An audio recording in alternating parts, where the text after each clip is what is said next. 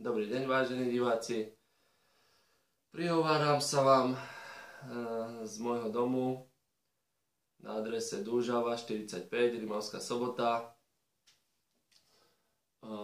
Toto video je robené neplánovane, nakoľko ma včera seklo v chrbtici a chcel som roznášať letáky, potom reku idem dať čo porobiť doma, ale sú také bolesti, že keď sa troška dáko postavím divne, tak ma dosť zabolí, tak som sa rozhodol, že využijem tento čas, aby som nakrútil nejaké možno záverečné video do týchto volieb. A určite ho budem strihať viackrát, lebo nemám to pripravené teraz, ako som si sem sadol. Tak určite som si nerobil žiadne poznámky, nič, takže sem dám to prestrihnem, lebo aby som sa nezakecával zbytočne kolo nejakej témy. Čo by som vám povedal na úvod? Čím vás zaujať, aby ste si ho pozreli celé? To nie je môjim cieľom, aby som robil videá kvôli tomu, aby ste si ich pozreli celé. Cieľom by malo byť, aby som vás týmto videom presvedčil, aby ste volili priamo demokraciu číslo 22. Hej, mám to aj na tričku. Som proti režimu, priama demokracia číslo 22. No, tieto trička sú len dva kusy, ktoré mi kúpila moja mama. No ja som si ho navrhol, ale žiaľ už som nemal na vyplatenie dobierky, tak to už zaplatila moja mama a jej určite budem musieť vrátiť tie peniaze, aj chcem. Ale nemám s tým až taký problém, mám ešte zarobené okolo 300 eur, ktoré mi dlhujú, vyše 200 eur z galérie a 80 eur z jednej zákazky, 70 eur z jednej zákazky tu v Rimavskej Sobote. Takže každú chvíľu by mali prísť. Dobre, čo by som vám povedal tak na záver?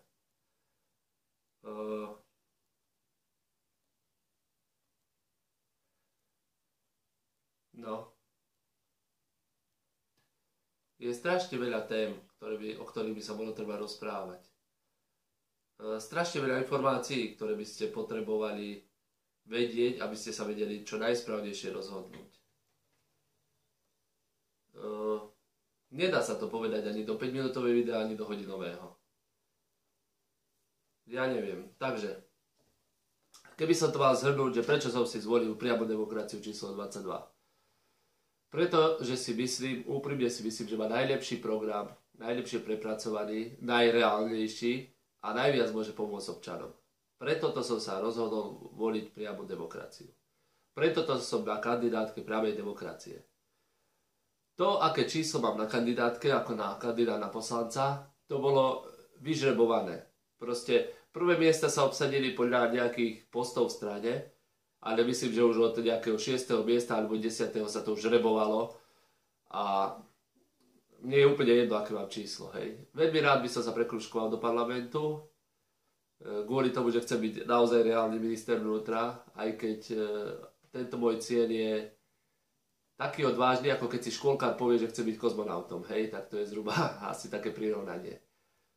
Ale to ešte neznamená, že keď má niekto tento sen, že je nezrealizovateľný, alebo že je za to blázon, hej, tak dúfam, že si toto nemyslíte o mne. Možno, že si myslíte, že som naivný, hej. Ale možno, že keby ste vedeli, ako moje myšlienky pracujú v hlave, tak by ste si pomysleli, že asi naivný až taký nie som. Lebo jedna vec je povedať, že chcem byť minister vnútra a že sa mi to možno 8 rokov podarí a druhá vec je, že presne viem, že aké sú tu postupy, taktiky, praktiky, aké požiadavky musí spĺňať, akú musí mať stranickú príslušnosť a neviem čo všetko, koľko musí mať percent jeho strana, aby to bolo vôbec možné. Takže až taký naivný nie som. Toto som si vyrobil teraz. Hej. Toto, keď som bol na výlete s deťmi vo Vysokých Tatrách, som si kúpil za, myslím, že 5 eur. To aj nebolo drahé, si myslím, že 5 eur to je super cena, to je pokladnička, hej, tu sa vkladú peniaze a tu sa dajú vyberať. Úplne super slovenský výrobok, aspoň predpokladám, že to Slováci vyrábajú. A túto vlajočku som si kúpil nedávno a tu som si vyvrtal dierku, hej, a celkom dobrá dekorácia, si myslím.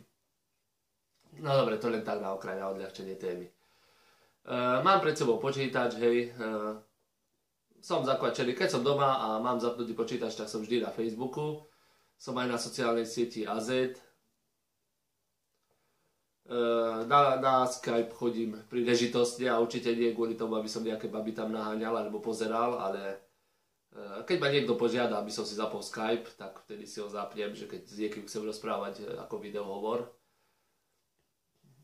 Teraz, čo by som vám k tomu povedal?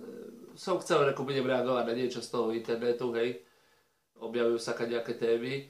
Taká najdôležitejšia téma je, že zdá sa, ako keby som raz bojoval proti Kotlebovi, že chcem jeho voličov stiahnuť na priamo demokraciu.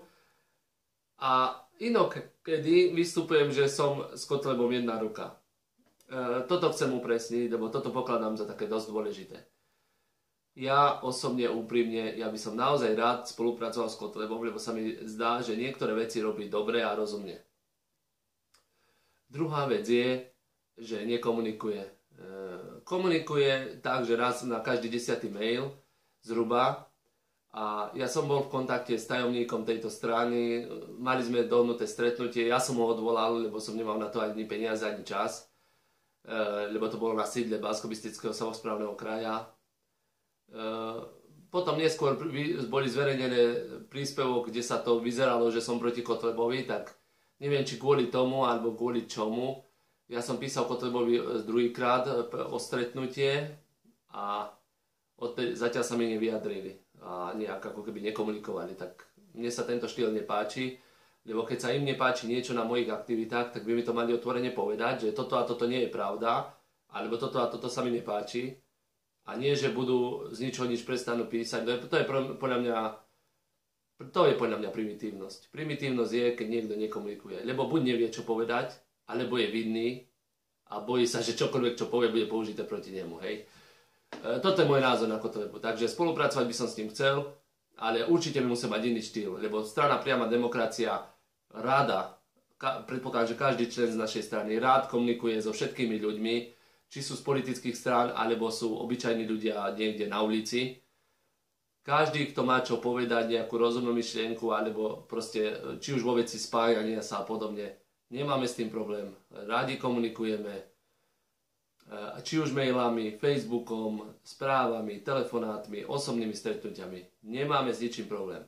Toto je najväčší rozdiel medzi ľudovou stranou Naše Slovensko, čo je Kotleba, a priamou demokraciou, kde našim lídrom je Robo Beňo. Prezident strany je Gabo Karaščóny. Ja som len kandidát, hej, na pozícii číslo 31. Takže, vážení ľudia, občania, ja si myslím, po skúsenostiach a po rôznych materiáloch, ktoré som videl na internete aj osobne, som dospel k záveru, že z tých 23 strán sú asi len dve, možno, že len jedna, hej. Ja si myslím, toto mi snáď vyplo video, to ako myslí? A nevyplo. Prečo mi zaslo svetielko? Zaslo svetielko? Neviem, nevadí to. Dúfam, že to nevypne celkom. No, tak aby som sa vrátil. Ja si myslím, že najlepšia strana...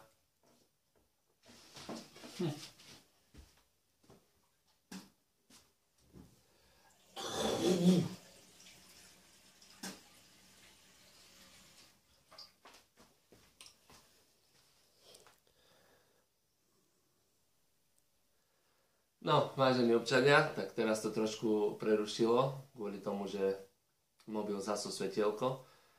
Neviem prečo, asi sa prehriala ledka. No, naposledy som rozprával o tom, že ktorá strana je podľa mňa dobrá než v týchto parlamentných voľbách v roku 2016. Môj názor je, že najlepšia strana v roku 2016 je Priama demokracia číslo 22. Poviem vám, prečo si to myslím. Začnem s tými základnými. Má najlepší program, má najlepšie vypracovaný program, má ho rozpracovaný do detailov, nemá len veci, ktoré sľubuje, ale má hlavne veci, ako ich chce urobiť, takže má riešenia. Potom tieto riešenia má do detailov rozpracované, na tieto riešenia má odborníkov, títo odborníci sú slušní ľudia. Z našej kandidátky 102 kandidátov je viac ako polovica revolucionárov, ktorí mrzli na námestiach, lebo chceli tu niečo zmeniť. Takže sú to ľudia, ktorí srdcom idú nie že do politiky, ale znútra presvedčenia chcú niečo zmeniť. Chcú niečo zmeniť formou, ktorá je možná. Hej? Voľby, pokiaľ nebudú zmanipulované, tak toto je najjednoduchšia forma, ako ľudia môžu zmeniť celý systém. Keď tu mám napísané, že som proti režimu, tak tým nemyslím, že som anarchista, tým myslím, že som proti súčasnému režimu. Tak ako Ficovci majú napísané robíme pre ľudí, nemajú ďalej povedané, že robíme pre ľudí zákony, ktoré vyhovujú len nám. Hej, tak by asi mala byť tá celá veta. Keď ja napíšem, že som proti režimu, tak tým myslím, že som proti súčasnému režimu. Ja nie som proti nejakému zriadeniu, ktoré umožní každému občanovi slušne žiť.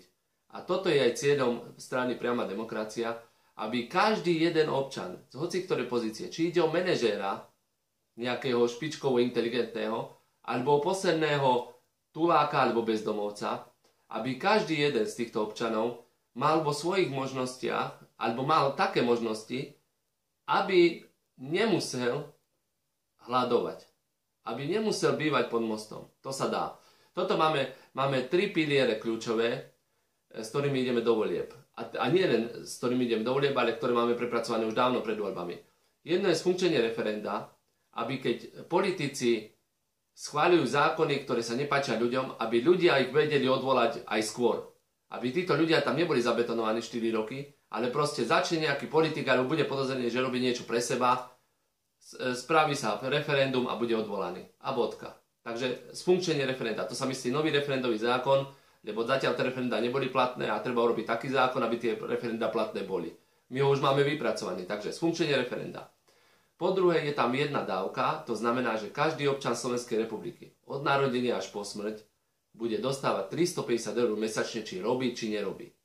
Proste nemusíte nič vybavovať. Proste až naša strana by sa dostala do koalície a do koalície by išla iba ak by ostatné strany súhlasili s našim programom trojbodovým. My budeme súhlasiť s ich vecami, ktoré nebudú v rozpore s našimi 3 základnými bodmi. A myslím si, že tie základné body sú tak dobré pre občana, že by ostatné koaličné alebo hoci ktoré strany nemali mať s tým problém. Okrem tých zlodejských, hej, samozrejme. Takže 350 eur dostane každý občan len za to, že je slušný, že platí dane, že jeho deti chodia do školy. Proste normálny, slušný človek bude dostávať 350 eur a plus to, čo zarobí. Hej? Bude dostávať 350 eur akože bez problémov a potom, čo si ešte zarobí, to je jeho. No a na to, aby sme mali peniaze na týchto 350 eur pre každého občana aj pre deti, hej, tým pádom sa odbúra aj problém s neplatením výživného a takýchto vecí, že už tie matky predsi teraz, keď nemáš čoho žiť a dajme tomu partner je nezamestnaný alebo aj rozvedený, keď sú, a teraz žiada od neho 100 eur alebo koľko na jedno dieťa a ten chlap nemá z čoho ich platiť alebo je na minimálnej mzde, tak je to veľký problém. Ale keď to dieťa bude dostávať 350 eur mesačne, tak už potom ani tá žena nebude tak akutne potrebovať riešiť tie alimenty, hej, nejakých 100 eur. Keď už 350 eur bude to dieťa dostávať. A plus ona 350. Takže čo sa týka toho. No a na to, aby sme na toto mali peniaze, tak musíme zrušiť všetky dane a zaviesť jednu jedinú, a to je tzv. Daň z pohybu peňazí. To znamená, že teraz sa to robí tak. Je veľa spoločností, ktoré sú uzavreté v nejakom karteli, medzi sebou obchodujú a ako jedna jednotka vykážu na konci roka alebo kedy daň, že zdania celé to svoje hospodárstvo, príklad odvedú daň 5000 eur. A pritom obraty majú milióny, len medzi sebou si to posielajú, odpočítavajú DPH a kadečo hore dole, hej. A my toto všetko chceme zrušiť a zaviesť tzv. Daň z pohybu peňazí, takže keď sú 3 fabriky, ktoré medzi sebou majú takmer dokonalú logistiku, ale každý prevod z tej fabriky do tej 1 000 000 eur tam, 2,5% ide štátu. 1000 eur tam, 2,5% ide štátu. 500 eur tam, 2,5% ide štátu. Komplet všetky prevody z účtu na účet zdanené 2,5%. Ak by som išiel do detailov, tak keby niekto povie, že začnú si kešovať peniaze, hej, že si začnú nosiť kufríky medzi sebou tie fabriky, hej, v kufríkoch peniaze. Zo zákona to nebude možné, lebo každý podnikateľ bude musieť mať svoj účet. Ďalšia vec, že keby chceli peniaze, napríklad, čo v tom prípade, že si vyberú z bankomatu, hej, tak tiež sa to zdaní 2,5%, lebo musí tam byť taká nejaká rovnosť a spravodlivosť, že napríklad dostanete 1000 € výplatu a 2,5% z 1000 € je 25 €. 25 € vám štát strhne, hej? Ale to je celá vaša daň. Živnostník v dnešnej dobe musí zaplatiť okolo 200 € mesačne, či robí, či nerobí.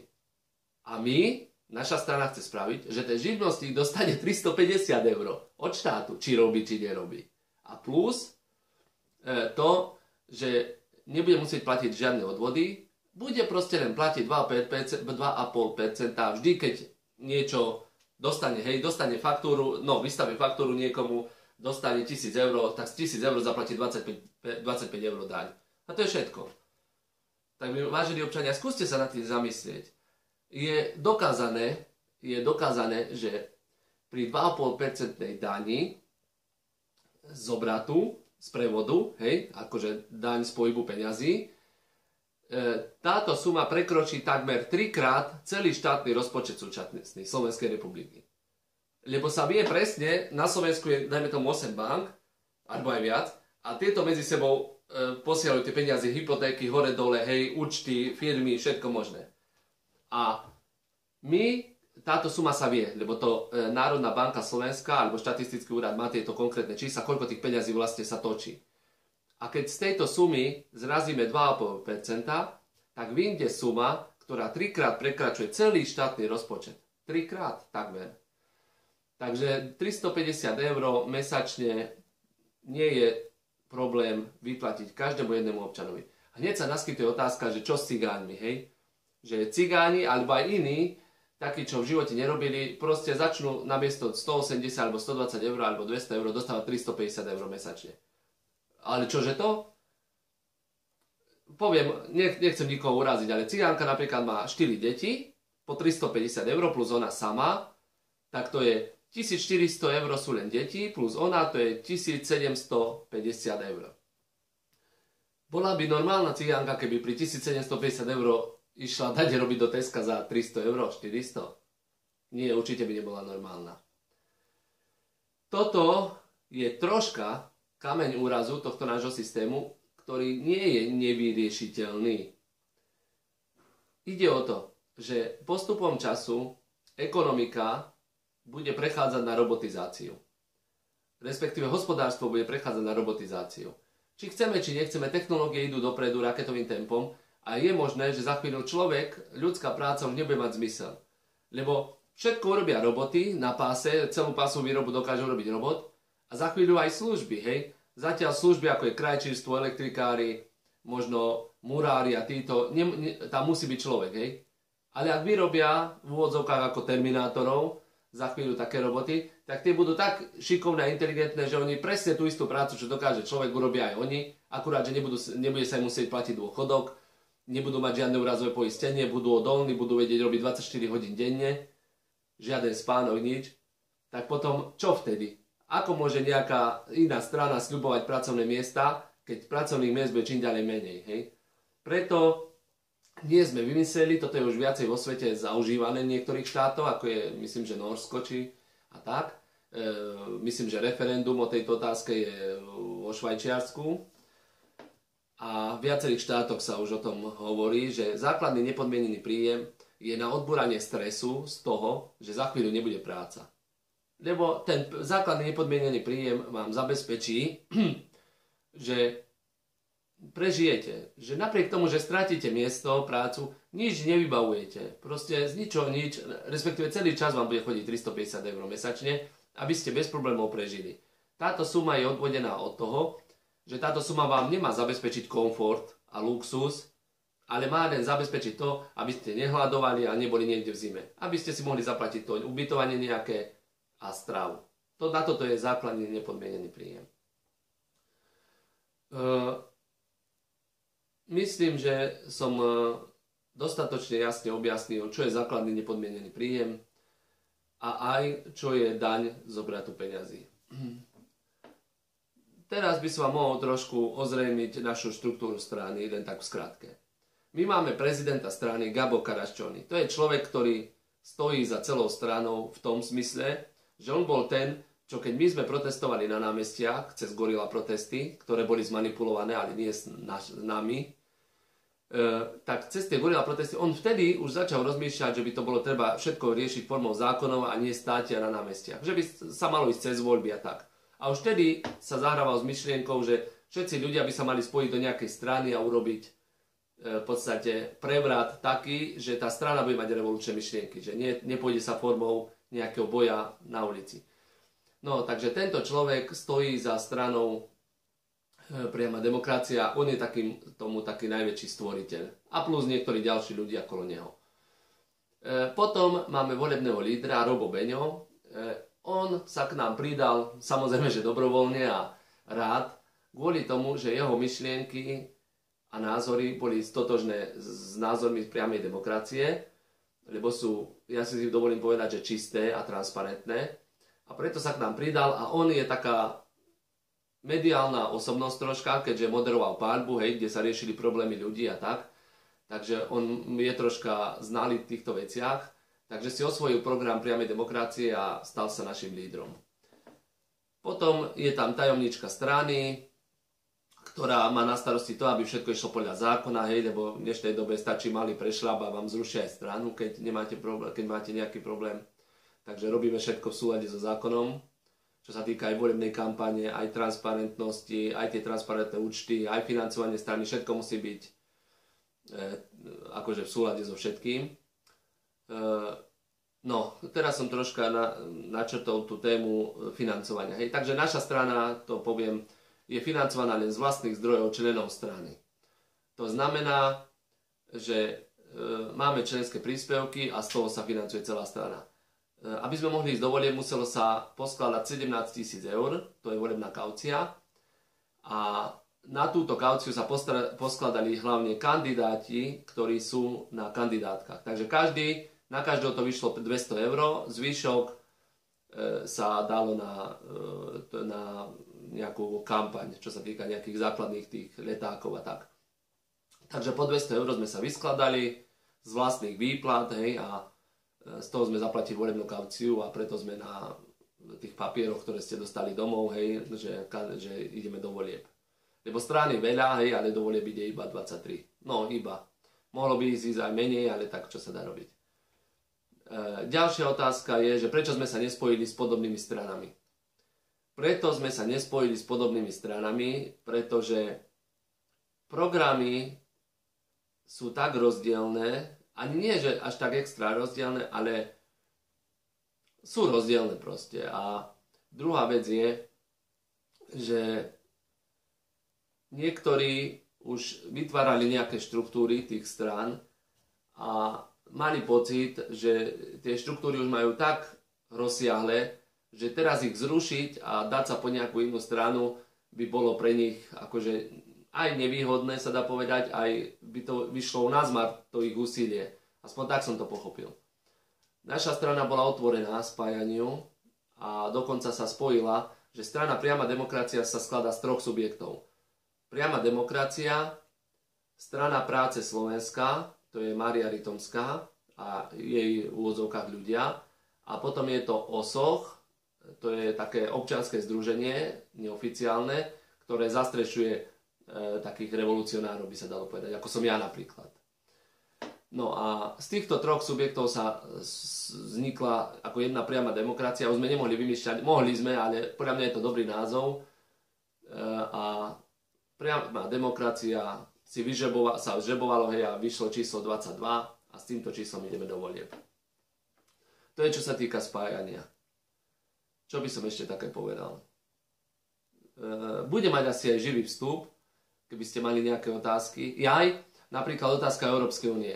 Ja osobne som za vystúpenie z Európskej únie a strašne veľa ľudí, myslím, že drvivá väčšina našich kandidátov je za vystúpenie z Európskej únie, ale ako naša strana má prioritne sfunkčnenie referenda, to znamená, že chceme túto otázku pustiť cez referendum, ale už podľa nového zákona, aby bolo platné, tam bude stačiť menej hlasov, aby bolo platné, a chcem, aby sa ľudia rozhodli. Chcem, aby sami ľudia sa rozhodli, že vystúpiť, a aby už táto otázka úplne skončila. Lebo myslím, že aj vstup do Európskej únie nebolo celkom legitímne, ale či bolo legitímne alebo nie, myslím, že nové referendum by túto otázku vyriešilo raz a navždy. A dúfam, že vystúpime z Európskej únie. Lebo nie je normálne, aby nám Európska únia diktovala, aké potraviny máme jesť a aké majú byť zakrivené uhorky a neviem čo všetko. V súčasnosti slovenská legislatíva podlieha legislatíve Európskej únie a toto je neprípustné. Toto nemá nič spoločné so zvrchovanosťou štátu. A v ústave je jasne napísané, že Slovensko je zvrchovaný právny štát. Pokiaľ je tam toto napísané, tak nemôžeme podliehať žiadnej vyššej inštitúcii, ako je Európska únia. A keďže sa toto stalo a čím ďalej sa pritvrdzuje, tak sme za vystúpenie z Európskej únie. Samozrejme, že sme za vystúpenie z NATO. NATO šíri vojnu, kde sa dá. Začína byť v úvodzovkách NATO začína byť nejaká légia USA alebo nejaká vojenská jednotka masívna USA a ja osobne, ja nie som proti všetkému, čo je z Ameriky, ale ich štýl je neľudský, nenormálny, samé míňanie, všetko je postavené na spotrebe, to je dačo nenormálne, takže ja som proti týmto americkým praktikám a hlavne týmto vojenským. Takže vystúpiť z NATO, vystúpiť z Európskej únie, ale formou referenda. Čo by som ešte také povedal? Veľa ľudí má taký pocit, že by bolo lepšie, keby sme boli Československo, buď Československá republika, alebo Československá federatívna republika. Môj osobný názor je, že ja osobne úprimne vám poviem, že ja by som osobne bol radšej, keby sme boli v Československej, možno federatívnej republike. Môj názor je taký, že mne sa Bratislava osobne nepáči, Praha sa mi oveľa viacej páči, aj keď Praha má tiež hnusné štvrte, to akože sa nedá povedať, že Praha je len to centrum a bodka. Takže, ale v každom prípade sa mi Praha viacej páči. Keby sme mali byť Slovenská republika, a čo sme Slovenská republika, tak radšej by som bol, keby hlavné mesto bolo Banská Bystrica, kvôli tomu, že aj z Košic by mali rovnako blízko do Banskej Bystrice takmer, aj z Bratislavy by mali pomerne blízko do Banskej Bystrice. Takže Banská Bystrica by podľa mňa mohla byť hlavné mesto Slovenskej republiky. Pokiaľ by sme boli Československá republika, tak Praha. Ale to je môj osobný názor, ja toto ani nepotrebujem šíriť, pre mňa toto nie je ani nosná téma, ako ma niekto obviňuje, že prečo riešim takéto veci, čo je nepodstatné a tak ďalej. No veď to nie je až také podstatné, veď ja to len tak vravím v rámci toho, že sa vyjadrujem na viacero tém. Hej? A jedna z tých tém je, dajme tomu, otázka Československa. A keď, tak by museli byť dva referendá funkčné, aj v Slovenskej republike, aj v Českej, a aj v jednej krajine, aj v druhej krajine by sa muselo viac ako 50% občanov vyjadriť, že sú za Československo. Pokiaľ by v obidvoch bol za Československo, tak vtedy by to bolo už záväzné pre obidve vlády a sa nejak spojiť. Hej? Ono by to bolo dosť zložité ešte to spájanie, nebo rozdeliť, že koľko by tam bolo hlasov, ktorý štát by mal koľko v parlamente ľudí. Predpokladám, že by to muselo byť pol na pol. Ale zase Česká republika má viacej obyvateľov, takže či by sa to rozdelilo v pomere alebo presne, to už je iná otázka. Ja rešpektujem názor občanov a túto otázku by som nikdy nezdvihol ruku za Československo, pokiaľ by to nechceli občania. Pokiaľ to nechcú, tak pre mňa to není podstatný problém, žiadny problém. Sme v Slovensku, ja som hrdý Slovák, ale na druhej strane som sa narodil v Československu. A nebolo mi zle v Československu. A keďže som sa narodil v Československu, tak by som mal chcieť aj logicky Československo. Ako hrdý Čechoslovák. Ale keďže sme Slovenskom, mne to vôbec nevadí, ja som rád, aj Slovák, není s tým nejaký problém. Takže čo sa týka tohto, čo by som ešte ďalej povedal. Otázka na migrantov. Samozrejme, priama demokracia je proti migrantom v tom zmysle, že na to máme hranice, že cez hranice chodia len ľudia, ktorí sú v Európskej únii. Respektíve, keď sme v Európskej únie, tak tým pádom ako členský štát Schengenu je tu voľný pohyb, hej. Ale ak vystúpime z Európskej únie, tak nie som proti voľnému pohybu, ale samozrejme, že musí ten človek mať pri sebe doklady a tak, ako aj v dnešnej dobe aj občiansky musíte nosiť pri sebe, takže aj tam by museli. A pokiaľ by sa zistilo, že nejakí imigranti idú na Slovensko, tak im zakázať vstup. Zakázať vstup do Slovenskej republiky.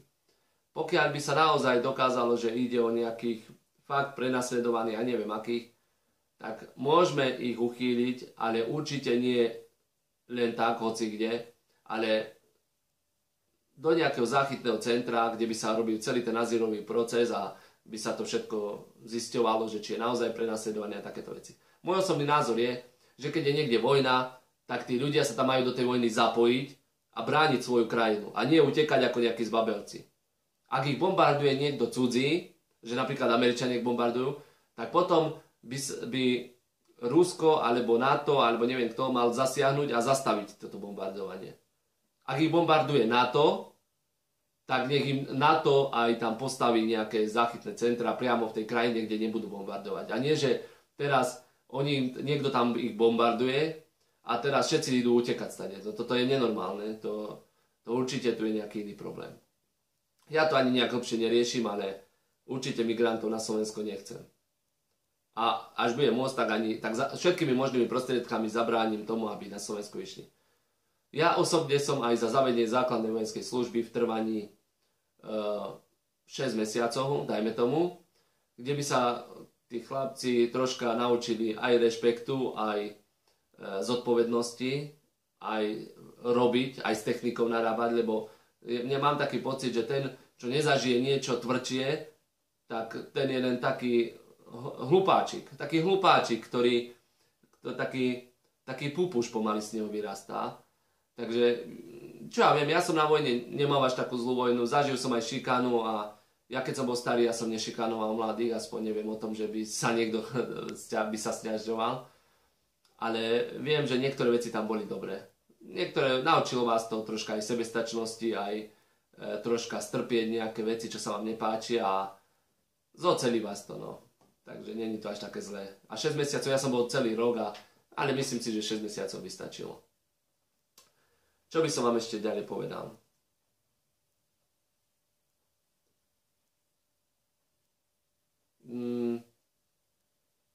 Čo ja viem? Čo sa týka toho, čo som vypol tú galériu, hej, tak to je asi niekde na mestskom úrade, riešia to ako priestupok, že robím schválnosti, hej. Ale tam išlo len o to. Nevyplatili mi faktúru za elektroinštalačné práce, nedozvedel som sa, kedy mi ju chcú vyplatiť, všetci začali ma ignorovať. Tak som tam prišiel a vypol som to. Vypol som nákupné centrum od elektriky, aby vedeli, že ja si tú svoju robotu zoberiem späť. Ak mi ju nevyplatia, tak si zoberiem späť. Keďže sa toto stalo, tak bol som na polícii len vypovedať, hej, že o podaní vysvetlenia. Bol som podať vysvetlenie. Potom ma pustili, hej, a zatiaľ je ticho, no. Dlhovali mi 2033 eur a z tých 2033 mi už 1729,50 vyplatili. Takže ešte zostáva 100 eur, že mi strhnú za hlúposti, čo ja s tým nemám nič spoločné, ale tak zo solidarity dobre, súhlasím, tak ešte okolo 230 eur mi majú vyplatiť. A z tých peňazí ešte chcem dofinancovať moju kampaň. Moja kampaň stála zhruba 1000 eur. Okolo 300 eur stáli letáky, 150 eur stálo vizitky, vystúpenie v Kokave stálo 150 eur, kde folklórny súbor vystúpil v kultúrnom dome. Benzín ma stál asi 200 eur. Tieto dva trička ma stoja 50 eur, lebo sú na mieru. No nie na mieru, ale je tam táto fotka je presne, ako som si navrhol. Čo by som vám ešte k tomu povedal? Pera stáli asi 100 eur, čo som dával také, že bolo na nich napísané Peter Silovský, moje telefónne číslo a www stránka našej strany. Ja aj ozaj, keď už máme www stránky našej strany.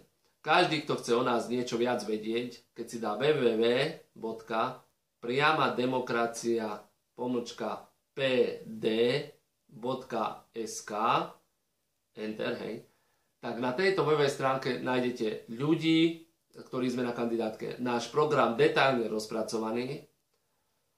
Sú tam aj naše účty, transparentní aj obyčajní, kde kto by mohol, potešilo by nás, keby ste nám trošku pomohli, vedeli by sme viac investovať do kampane. Robíme to z vlastných zdrojov a tie sú dosť obmedzené. A bolo by smutné, keby sme prehrali voľby kvôli tomu, že o nás ľudia nevedeli. Hej? Robíme, čo sa dá, aj o nás vedia, ale keby sa našiel niekto, kto by nám vedel pomôcť roznášať letáky, aj keď ja mám už nejakých 2000 kusov, ale aj tak, niekde z okolia, tu Kokavy nad Rimavicou a Rimavskej Soboty, tak to by pomohlo mne osobne, alebo aj iným mojim partnerom, alebo ak by som povedal, spolukandidátom, až by ste nejak pomohli tiež s rozdepovaním letákom. Alebo keby ste vedeli, niekto je taký zanepráznený a je ochotný dať 10 eur, alebo 20 eur, alebo 50 na pomoc našej strane, tak stačí si dať tu www.priamademokracia.pd.sk. Tam si kliknete na naše účty, tam je to, veľmi je to tam prehľadné a tam, keby ste nám prispeli pár eurami, tak to by určite nebolo na škodu. A druhá vec, že na tom transparentnom účte je pekne vidno, že na čo sú tie peniaze použité. Takže dosť často sa stáva také obvinenie, že niekto si robí z politických strán biznis, napríklad Kollár, to som počul od Saifu, hej, že bola taká otázka. Naša strana si myslím, že nemá nič spoločné s biznisom. Alebo hádam, priamo demokraciu nikto nechce obviniť, že to robíme kvôli peniazom. Ja som dal do kampane 1000 eur, z toho 200 eur išlo na tú volebnú kauciu. A teraz, keby sme mali 2%, sa nám vracia volebná kaucia, takže sa mi vráti 200 eur a ešte stále som 800 eur v strate. Keď by sme mali 3%, tak sa už vráti neviem koľko viacej, ale neverím, že to prekročí 1000 eur na každého kandidáta. Takže stále som v strate.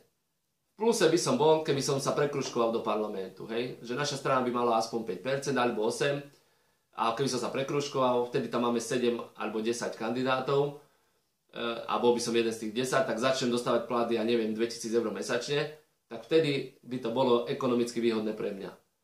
Ale mňa veľmi mrzí, ak si niekto myslí, že ja toto robím pre nejaké peniaze. To už vidíte aj za mojou stenou, hej, že tam až to vidno, zrejme to vidno. Ja dom nemám ani ovakovaný znútra poriadne, lebo blhol a nemám peniaze na podpílenie, lebo tu nie sú dobré základy, tak sa není možné podpíľovať. Tak zatiaľ som dom nerekonštruoval. Lebo som živnostník a furt som bol buď v práci, alebo keď som dlhšie bol doma, tak som zase nemal peniaze na tú rekonštrukciu. Mám 3 deti, o ktoré sa snažím starať tak, aby im nič nechýbalo. A to má za následok to, že nemám pekne urobený dom, ale moje deti sa dobre učia a majú počítač a majú všetko, čo potrebujú k práci, majú bicykle, hej, a tak ďalej. Takže čo sa týka toho, že či som dobrý otec alebo nie som dobrý otec, tak to sa musíte spýtať ich, ale ja si myslím, že majú všetko, čo potrebujú na zdravý vývoj. A som si povedal, že tento rok dám do poriadku dom, to už bez ohľadu na to, že či budem v politike alebo nebudem. Keď budem v politike, tak mi to tak z tých výplat to hádam utiahnem a keď nebudem v politike, tak zase ako živnostník si zarobím toľko, aby som ten dom dal do poriadku. Tak to je, čo sa týka môjho domu a ako to vyzerá u mňa doma. Čo by som ešte povedal viacej? Toto video je fakt dlhé, dúfam, že to nahráva. No. Čo sa týka spájania s inými stranami. Ja som raz dal na internete taký príspevok, že nemal som problém sa spojiť s Odvahou, potom s Kotlebovcami, z SAS a Sme rodina, myslím, prípadne, neviem, či Matoviča. Nie, Matoviča asi nie. Poviem vám takto. So stranou Smer, sociálna demokracia, ja osobne by som sa nespojil a ak by sa naša strana rozhodla spojiť so Smer SD, okamžite vystupujem zo strany. Ale pokiaľ viem, a myslím si, že to dobre viem, nikto z našej strany sa nespojí so Smerom za žiadne okolnosti, pretože Smer je zločinecká organizácia. Ja si to dovolím povedať hoci kedy, hoci komu. Smer je zločinecká organizácia, viem, prečo to hovorím a tam sa nedá o čom debatovať. Čo sa týka ostatných strán, čo sa týka Sme rodina, Kollár, tak on rozpráva sympaticky všetko možné, ale je to v podstate milionár a ja neviem, že či vôbec má nejaký program vypracovaný, ja som nič také nezachytil. Sú tam nejaké body, s ktorými ide do volieb, ale to je asi tak všetko. Čo sa týka odvahy proruskej koalícii, tak tam na kandidátke je zopár ľudí, ktorým dôverujem a sú dobrí. Teraz vyšiel ten škandál, že tam mali ľudí, ktorí o tom ani nevedeli, tak ja to neberiem až taký extra problém, nevidím, lebo dovie kvôli čomu, ako to tam vzniklo, ale čo ja viem, tak s nimi by som sa možno že aj spojil, ale oni majú málo percent, takže to je bezpredmetné. Čo sa týka obyčajných ľudí a nezávislej osobnosti, Matovič je niečo ako Kotleba v tom zmysle, že tiež nekomunikuje. Ja poznám 4 poslancov Národnej rady, ktorí sú na jeho kandidátke a ani jeden mi nedal priamy kontakt na Matoviča. Tak, a zrejme nie je obyčajný človek, zrejme je výnimočný človek. Teraz tie škandály s tým, ako prevádza tie milióny hore-dole, aby sa vyhol daňovej kontrole, tak proste s ním asi nie, no. Myslím, že nie. Čo sa týka Kotlebu, vravím, keď zmení štýl, že začne komunikovať, musela by sa spísať rozumná dohoda. Naša strana sa spojí možno s veľa stranami za predpokladu, že bude tam korektný prístup a bude tam dohoda do detailov spísaná. Do detailov, že presne ktoré veci, ktorá nám musia schváliť tí naši koaliční partneri. Ja nie som naivný, ja predpokladám, že budeme mať možno, ja dúfam, že budeme mať nad 5%, 5 až 10%. A keby sa toto stalo, tak keby sme mali 10%, tak stačilo by 5 strán, alebo 4 ešte, ktoré majú po 10%, a tým pádom máme 50% alebo 51% treba a máme koalíciu. Takže ja si myslím, že vláda sa dá urobiť aj z malých strán a ja si myslím, že aj, ako niekto povie, že zlepenec malých strán, ja si myslím, že malé strany, ktoré sa spoja na základe rozumných myšlienok s korektným prístupom, spíše sa do detailov dohoda, že čo sa presne bude schváľovať a potom to všetci podpíšu, tak ja si myslím, že toto je to najrozumnejšie, čo v tejto chvíli sa dá. No, vážení občania, tak teraz naposledy som rozprával, že s kým by sme sa spojili a s kým by sme sa nespojili. Na margo toho len poviem. Ja predpokladám, že budeme mať od 5 do 10%. Ak sa nájde 5 strán, ktoré budú mať po 10%, alebo tak prekročíme 51%. No, dajme tomu, že jedna by mala 11. Týchto 5 strán je určite to najrozumnejšie, čo Slovensko môže dosiahnuť. Za predpokladu, že tých 5 strán spíše rozumnú dohodu, do detailov rozpracovanú, kde bude presne napísané, ktorá strana čo chce presadiť. Pekne sa to tam spíše a keď všetci budú s tým súhlasiť, tak potom sa podpíšu všetky strany sa potom podpíšu a ja si myslím, že na základe takejto zmluvy môže byť dobrá vláda. Lebo bude stačiť splniť len to, čo je v tej zmluve napísané a ja si myslím, že Slovensko sa pohne výrazne dopredu a hlavne ľuďom sa začne žiť oveľa lepšie. Naša strana bude trvať na tom, na základnom nepodmienenom príjme, a to 350 eur na občana od narodenia po smrť. Toto je náš kľúčový bod. Až by niekto povedal, že nám toto neschváli, tak v tom prípade by sme do žiadnej koalície s nikým nešli. Čo sa týka jedna daň z obratu, ak budeme mať politickú silu toto presadiť, tak to presadíme, lebo podľa mňa je to veľmi rozumné a veľa peňazí sa dá vybrať na základe tejto dani a pritom tí ľudia, tie firmy to najmenej pocítia. Lebo proste, keď niekto neobchoduje, živnostník nemá obrad, nemá faktúry, neplatí nič. Ešte on dostane 350 eur. Každý mesiac, či robí, či nerobí. Takže 2,5% je oveľa menej, ako keď niekto musí zaplatiť 20% alebo 19%. Takže ja si myslím, že toto je veľmi rozumné, táto daň z prevodu peňazí a preto som aj na tejto kandidátke tejto strany priamej demokracie číslo 22, lebo má veľmi revolučné myšlienky, čisté myšlienky a dá sa povedať, že spravodlivé pre každého na rovnako a ja nepotrebujem ísť do politiky, aby som tam krádol alebo mal nejaké kšefty alebo niečo. Mne stačí, keď schválime to pre každého občana, čo sme si dali do programu a tým pádom to, čo schválime, tak to je aj pre mňa také isté záväzné. Takže ja tiež začnem dostávať 350 eur mesačne, či robím, či nerobím.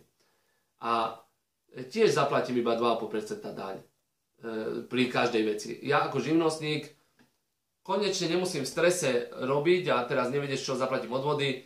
Jednoducho budem dostávať 350 eur a budem chodiť na fúšky a vyfakturujem za svoje práce a 2,5% odvediem štátu a týmto pre mňa hasne. Hej. Odbúra sa, strašne veľa ľudí prestane mať prácu na daňovom úrade, na sociálkach, na úradoch práce, lebo nebude treba. Tú daň bude spočítať, jeden software to vyrieši, hej, v nejakej centrálnej banke a tým pádom máme nadbytok ľudí na týchto miestach. Zase nemusia sa títo ľudia báť. My chceme následne spraviť to, že ľudia, ktorí budú v úvodzovkách ako keby už nezamestnaní našou reformou, tak ich chceme presmerovať na pomoc občanom v iných veciach. Hej. Nejaký občan potrebuje niečo vybaviť, tak zavolá na nejaké akože centrum pomoci a tam ten človek bezplatne mu pomôže, či už s dedickým konaním, alebo s vybavovaním nejakých poúradok vecí, hej, a kadečo. Takže títo ľudia zase nebudú prepustení, to sa zase nikto nemusí báť. No, tak ja si myslím, že som bol dosť vyčerpávajúci v tomto. Ako som povedal, nebolo to plánované, vidíte, ja som to nečítal. Ja si za svojimi myšlienkami stojím a či už budeme mať 2%, 5%, 8% alebo 20%, naša strana má nejaké ciele, tie chce zrealizovať a keď ľudia dajú nám dôveru, tak ich zrealizujeme. Keď nám dôveru nedajú a že budeme mať málo percent, tak ich nezrealizujeme, ale naša strana sa bude snažiť ľuďom aj v budúcnosti ukázať, že tie naše reformy sú dobré a správne. Ak by sme mali drvivé strašne málo percent, alebo menej ako 1%, tak ja už vtedy si poviem, že asi títo ľudia si nezaslúžia nič, keď zase veria Smeru, čo je zločinecká organizácia, alebo iným šašom, hej? Ako je Matovič napríklad. Lebo niekto považuje Matoviča za šaša. Ja keby som mal k nemu byť taký ako serióznejší, tak mne sa to, čo nahral kadeko, tak ja verím, že tie nahrávky sú autentické, hej, čo o Procházkovi boli a kadečo. Ale na Matovičovi sa mi najviac nepáči, že nekomunikuje. Nemôžete sa na ňom nakontaktovať, nemôžete mu napísať. Napísať môžete, ale nedostanete odpoveď. Odpoveď dostanete od jeho asistenta, ale ja nechcem asistenta, ja chcem s ním sa rozprávať. Alebo si písať. Takže ja najviac mi vadí na Matovičovi to, že nekomunikuje s ľuďmi a to isté robí aj Kotleba. Možno, že sa to časom zmení, ja neviem, ale zatiaľ je to tak. No, čo by som ešte povedal na záver? Tak skúsim také nejaké prianie, alebo ako by som to nazval. Tak vážení občania, ja ako kandidát politickej strany Priama demokracia číslo 22, som kandidát číslo 31 na tejto kandidátke, vám všetkým voličom a občanom Slovenskej republiky prajem, aby ste sa rozhodli pre stranu, s ktorou budete za 4 roky spokojní. Pre stranu, ktorá splní vaše očakávania. Ja dúfam, že za 4 roky, alebo už za rok po voľbách sa začne žiť ľuďom lepšie. Že zvíťazia strany, ktoré reálne pomôžu občanom. Ja úprimne dúfam, že to nebude teroristická zločinecká organizácia, aká je Smer. To poviem hocikedy, lebo proste on tak ublížil aj mojej rodine, aj druhým ľuďom tento zločinecký režim ubližuje, že ja dúfam, že nikto nebude voliť Smer. Potom je asi možno opäť malých strán, ktorým verím, že nie sú zlé, aj tie ich programy sú relatívne rozumné, ale ja som si zvolil stranu Priama demokracia, lebo ju považujem za najlepšiu z týchto malých strán a veľmi by ma potešilo, keby aj vďaka tomuto videu, ale aj vďaka rôznym našim prezentačným materiálom, či už sú to videá na YouTube, alebo nejaké plagátiky, alebo nejaké letáky, kde opisujeme náš program aj našich ľudí, že vďaka týmto materiálom sa o nás čo najviac dozviete, aby ste boli čo najobjektívnejšie informovaní o našom volebnom programe a Ja verím, že je najlepší a preto dúfam, že sa rozhodnete pre nás. My vám za to vieme sľúbiť aj ja osobne, že urobíme všetko preto, najrozumnejšie, ako sa bude dať, aby sme splnili náš volebný program. Tak, vážení občania, dúfam, že som vás týmto videom neunudil na smrť. Čo vám môžem zaželať do volieb? Vážení občania, ja dúfam, že sa vo voľbách rozhodnete správne. Ja dúfam, že budete voliť stranu, ktorá splní vaše očakávania. Ja dúfam, že sa tu začne po voľbách žiť lepšie. Ja dúfam, že nové strany, ktoré prídu do parlamentu, budú čestné, budú tam rozumní ľudia, budú dávať rozumné návrhy, budú dávať návrhy, ktoré zlepšia život občanom. Ja dúfam, že do parlamentu sa dostane aj strana Priama demokracia číslo 22, ktorej som kandidát. Bol by som rád, keby som sa aj prekružkoval, ale keď nie, tak to až tak nevadí. Ale keby som sa prekružkoval, tak vám viem sľúbiť, že urobím všetko preto, aby som do bodky splnil náš volebný program. Vtedy je isté, že sa vám bude žiť lepšie. A okrem toho vám viem sľúbiť, že hocikedy nie, ale bez problémov sa mi budete vedieť dovolať na telefón, keď budete mať nejaký problém. A ja z pozície poslanca Národnej rady vám rád pomôžem. Samozrejme, že v súlade so zákonom, hej, ale je veľa možností, ako poslanec môže pomôcť. Či už je to finančne zo svojej výplaty, či už je to formou poslaneckého prieskumu, keby na vašom pracovisku alebo niekde dochádzalo k nejakým porušeniam zákona alebo niečomu nenormálnemu, tak poslanec má páky na to, aby to išlo tam skontrolovať. Váha poslanca, dúfam, by mala mať troška mieru aj pri komunikácii s rôznymi inštitúciami, či už ide o políciu, alebo ide o úrad práce, sociálnych vecí a rodiny a podobne.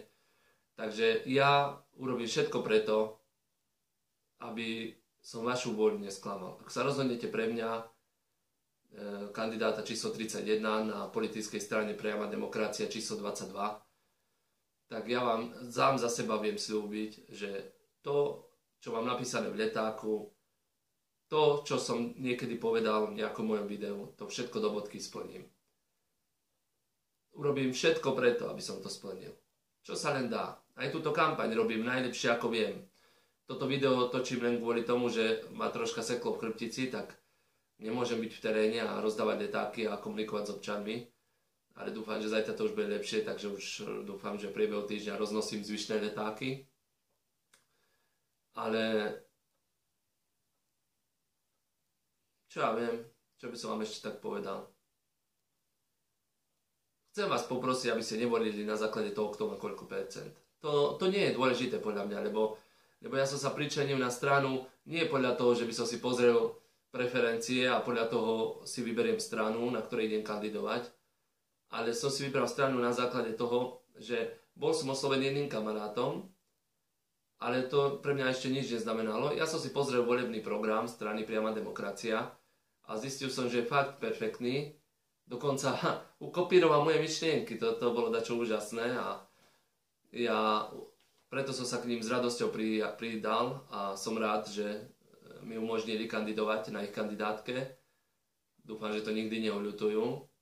A zároveň vedia, že ja dosť často idem aj proti vlastným ľuďom. Keď zistím, že sa dochádza k nejakej nespravodlivosti alebo dochádza k nejakej činnosti nenormálnej a nemorálnej, tak ja surovo idem aj proti vlastným ľuďom a to sa mi páči na strane Priama demokracia, že oni to riskli, hej. Oni ma dali na kandidátku a pritom je veľa prípadov v minulosti, kedy som sa musel otočiť voči tým, ktorí mi zo začiatku pomohli, lebo ten, kto mne pomôže, ja sa mu snažím pomôcť, ale všetko musí byť v súlade s nejakou morálkou a zákonom a keď aj zákonom nie, lebo zákony sú nenormálne v Slovenskej republiky, ale nejaká taká česť a nejaká taký zmysel pre normálnosť by mala ešte existovať a